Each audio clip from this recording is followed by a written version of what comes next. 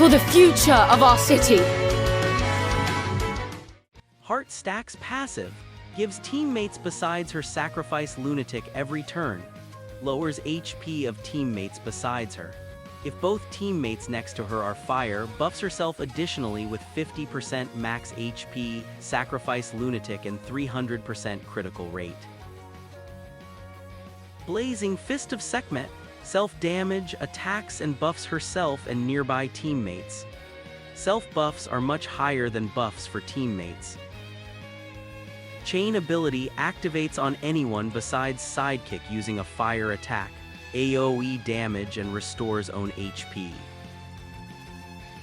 Hedep Nessa, plus 5000 HP to self and gives HP regen to herself and nearby teammates. Wants to use this skill to maximize her DPS skill. Palms of Burning Life, damages self and AoE attack. Attacks again if self-damage above 5000. Her main DPS spam skill. Stellar Passive, changes her basic attack to a nearby overcritical buffing skill. Auto uses start of battle, buffs herself more than teammates. Stellar Skill, 99% of current HP damage to nearby teammates and Barrier Pierce attack. Also applies Hold Ground to nearby teammates. In Burst, does more damage based on HP consumed. Fixed damage end of turn after bursting, based on damage she did the turn up to 10 billion. Not a skill you want to use outside Burst, due to the 99% HP drain, unless you have some defense or restore in place. How essential is her Stellar Awakening? Unique fixed damage EOT that can bypass some gimmicky bosses and access to overcritical. This is for her DPS. You will likely want to use the HP drain armor to keep her over 10,000 HP. Unless you have some constant healing strat, then you can use some DPS armor instead.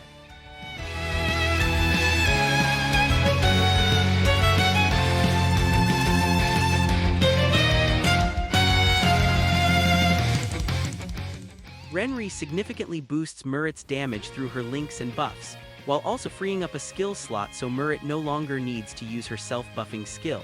Stellar Awaken Minalka, another style, can set the zone and extend its duration. Her guard and counter mechanics also allow Meryt's chain attacks to reliably trigger on the turn following an AF. Meryt's HP-consuming attacks help build Minalka's zone stacks much faster, and in return, Minalka provides stronger party survivability, making it easier to keep the team alive with Meryt in play. My opinions on Meryt: self-damaging fire DPS with unique end-of-turn attack. She pretty much wants to be in fire teams due to her heart stack and chain requirements.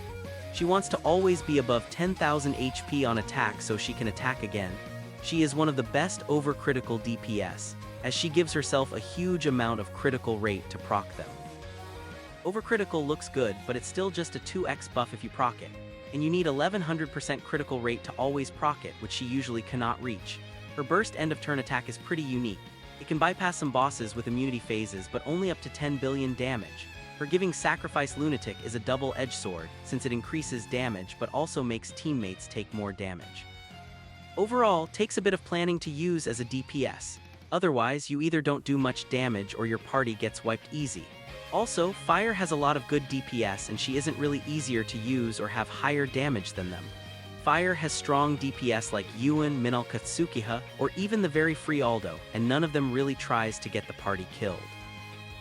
I don't recommend pulling for her. Go for the 7th anniversary banner for 3,000 Chrono Stones to 5-star guaranteed, or the If-I banner. Or you can save for the JP anniversary coming in April.